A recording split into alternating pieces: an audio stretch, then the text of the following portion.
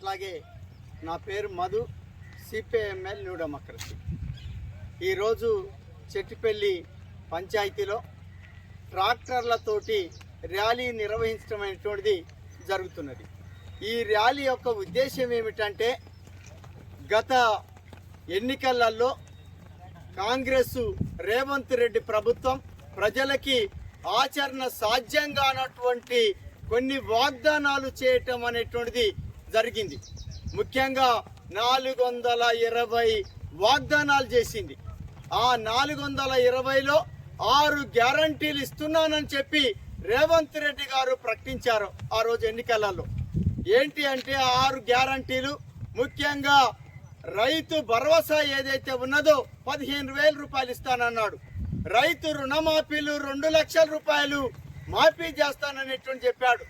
నిరుద్యోగులుగా కొనసాగుతున్నటువంటి వాళ్ళందరికీ దాదాపు 4 లక్షల పోస్టులు ఖాళీగా ఉన్నాయి. నేను అధికారంలోకి వచ్చినటువంటి వెంటనే 2 లక్షల పోస్టుల్ని భర్తీ చేస్తానని చెప్పి ప్రకటించడం అనేటువంటిది జరిగింది. అట్లాగే ఇల్లు లేనటువంటి వాళ్ళందరికీ, పేదలందరికీ ఇందిరమ్మ ఇళ్లను మంజూరు చేస్తాను, రేషన్ కార్డులను ఇస్తాననేటువంటిది ప్రకటించాడు. అట్లా వృద్ధులు, వితంతులు, వికలాంగులు ఎవరైతే ఉన్నారో వాళ్ళకి 4,000 రూపాయలు పింఛను మంజూరు చేస్తాననేటువంటిది చెప్పాడు. ఇట్లా అనేక వాగ్దానాలు చేసి ఈరోజు అధికారంలోకి వచ్చి 14 నెలలు గడిచిపోయినప్పటికీ ఏ ఒక్క వాగ్దానాన్ని కూడా సంపూర్ణంగా అమలు చేయనటువంటి ఒక పరిస్థితి మనం ఈరోజు చూస్తున్నాం. అయ్యా, ఎందుకు వాగ్దానాలు చేశావు, ఎందుకు వీటిని అమలు చేయటం లేదనంటే తిరిగి మళ్ళీ కేసీఆర్ ప్రభుత్వం మీద గతంలో వీడు ఖజానా ఖాళీ చేశాడు కాబట్టి వాటిని నేను అమలు చేయలేకపోతున్నట్టుండు. మరి ఈ విషయాలు నీకంతా ముందు తెలవదా అనేట్టు చెప్పి మేము అడుగుతున్నాం.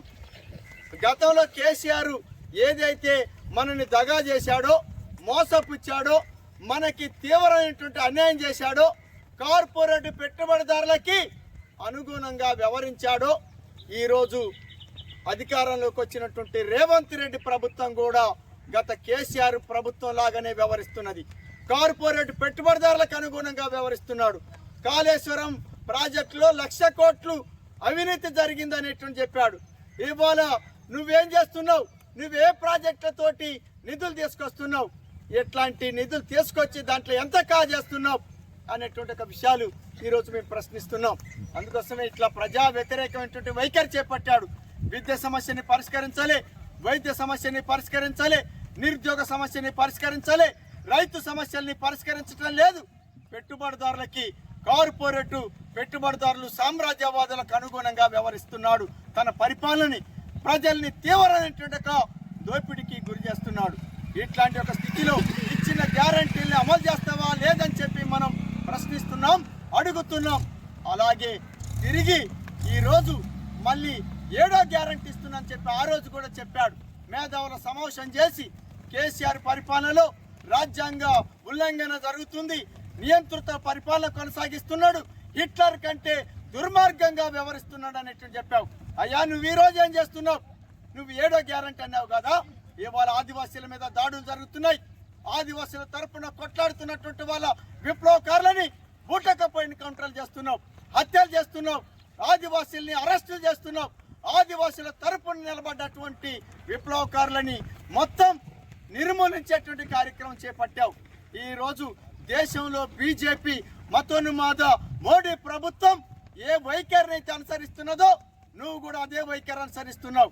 ఇవాళ దేశంలో ఉండేటువంటి కాంగ్రెస్, రేవంత్ రెడ్డి ప్రభుత్వ అధికారులు ఎవరైతే ఉన్నారో బీజేపీ మీద దుమ్మెత్తి పోస్తున్నారు కదా, మరి నీ పరిపాలన ఏ విధంగా ఉన్నది, నువ్వే విధంగా వ్యవహరిస్తున్నావు?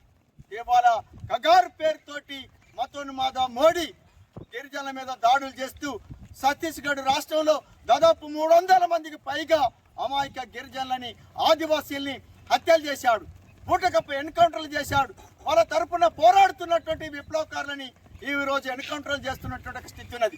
ఎందుకు ఈ పరిపాలన ఈ విధంగా కొనసాగుతున్నదంటే, మన దేశంలో మొత్తం ఏజెన్సీ ప్రాంతంలో 89 రకాల ఖనిజ సంపదలు ఉన్నాయి. ఆ సంపదలంతా ఆదాని, అంబానీ పెట్టుబడిదారులు, సామ్రాజ్యవాద కంపెనీలు ఏవైతే ఉన్నాయో ఆ కంపెనీలకి అప్పజెప్పేందుకు ఈ దాడులు, దౌర్జన్యాలు కొనసాగుతున్నాయి. అదే తరహాలో తెలంగాణ రాష్ట్రంలో రేవంత్ రెడ్డి ప్రభుత్వం కూడా ఆ వైఖరిని అనుసరిస్తున్నాడు. కాబట్టి ఇది ధనసాములకి, భూస్వాములకి, దోపిడీదారులకి అనుగుణంగా అనుసరించేటువంటి ఒక వైఖరి రేవంత్ రెడ్డి పరిపాలనలో కొనసాగుతున్నది. కాబట్టి 6 గ్యారంటీలు అమలు చేస్తావా లేదా? ఏమయ్యా రేవంత్ రెడ్డి ప్రభుత్వం, ఏం చేస్తావు తెలుసుకో అని చెప్పి సవాల్ చేస్తూ ఇచ్చిన వాగ్దానం అమలు చేసేంత వరకు పోరాడతాం. నీ మెడలు వంచి వాటిని అమలు చేపించే విధంగా దశల వారి ఉద్యమాన్ని, కార్యక్రమాన్ని సిపిఐఎంఎల్ న్యూ డెమోక్రసీ చేపట్టింది. అందులో భాగంగానే ఈ నెల 20 తారీఖున చలో హైదరాబాద్ బహిరంగ సభకి పిలుపునివ్వటం జరిగింది. ఆ పిలుపులో భాగంగా దాన్ని జయప్రదం కోరుతూ ఈరోజు చెట్టుపల్లి పంచాయతీలో ట్రాక్టర్ ర్యాలీని నిర్వహించడం జరుగుతుంది.